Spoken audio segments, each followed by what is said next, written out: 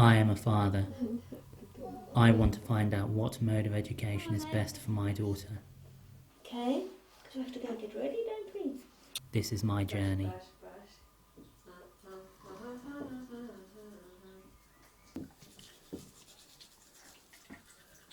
Okay, come on, let's finish up brushing teeth. Let's go get dressed, darling. Shall we go get dressed for school? Come on.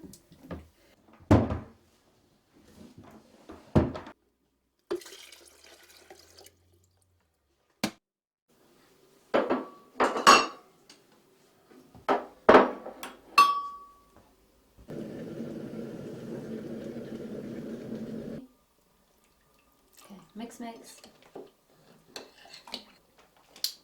Whoopsie. Never mind, we'll get that later. Why? On the bus, yes. We're going to go on the bus this morning to Zelda School. Would you like that? Do you think we'll be on the double-decker bus? The big bus. There we go, other arm.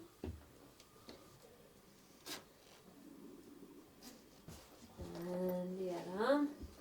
Yay!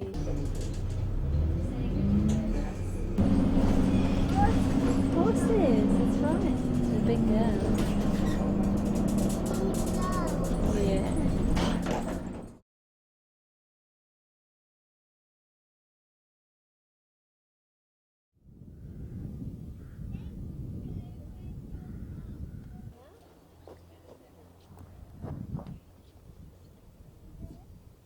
Rudolf Steiner came up with the Steiner approach to learning and teaching.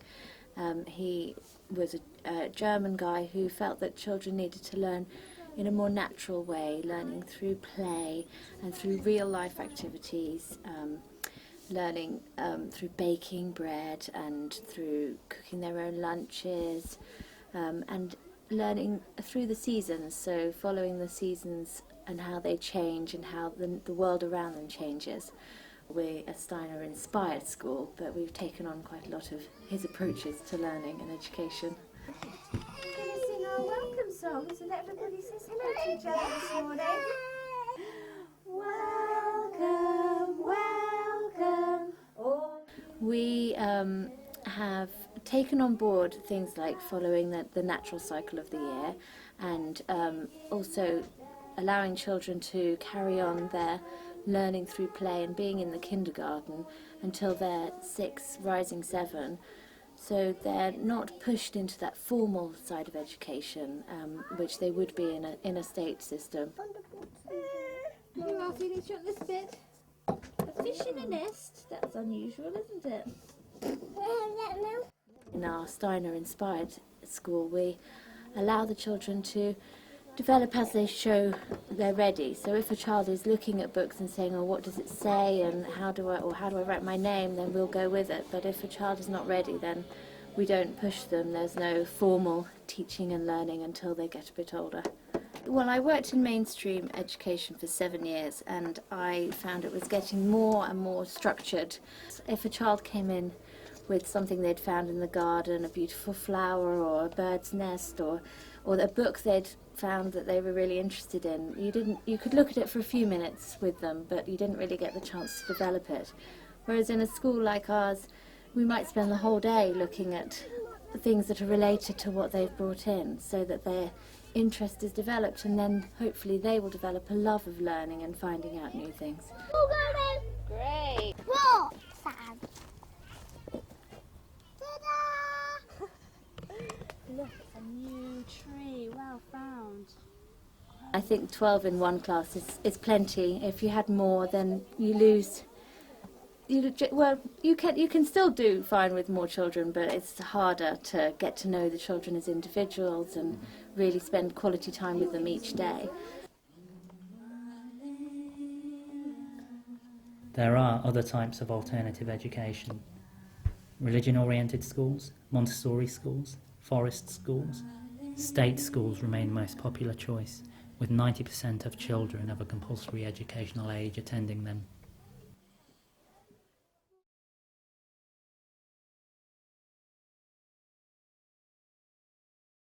I'll say ready, steady, go, you run, I'll go up in the lift.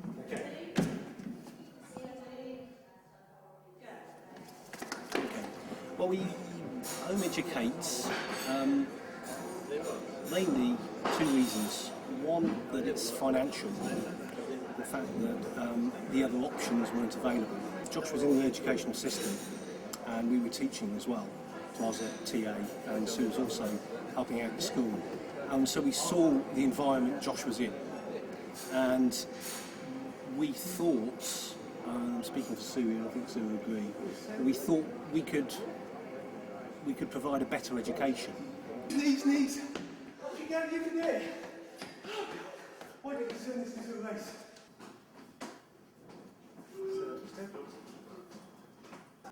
It's expensive if you start looking at what you want to put into it, but it's all choices that you have to make and weigh up. So more days out, it costs more money. We kind of were happy to put that aside and look at what he needed and find the money to do that. We altered our lifestyle to be able to do that. Yes. So, I mean, I became self-employed, which is something I wanted to do, as well as it becoming an extra financial thing we had to do. It also sort of freed us up in other ways as well, so we could do more with our own lives. Some of the other ones that just to mapping content. Here's the webcam.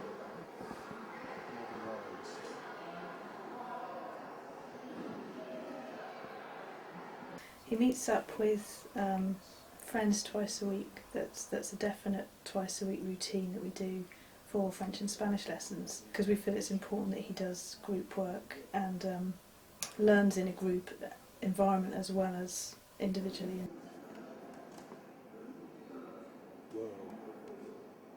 I think it's okay to not know all the answers, because he can observe you finding the answers out, and at the end of the day the most important part of a person learning something is the motivation to do that and to learn how to learn. We're not pretending to know everything, because if we were it would be a false confidence. I think and he would know that. So auto will do it when it feels like it needs it. Okay. So okay. Yeah, nice one. So does it know when there's grass there? Yes, I do.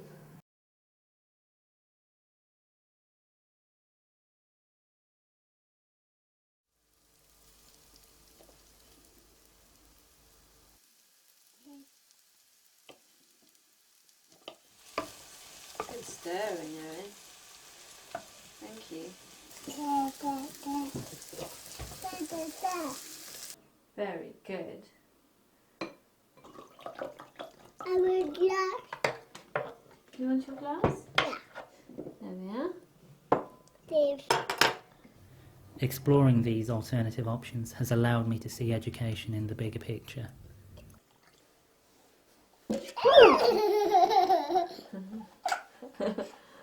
A bigger picture that makes me want to be involved in my daughter's education.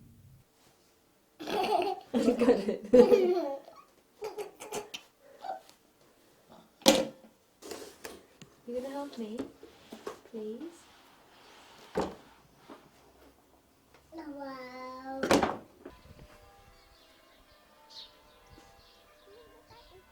Oi.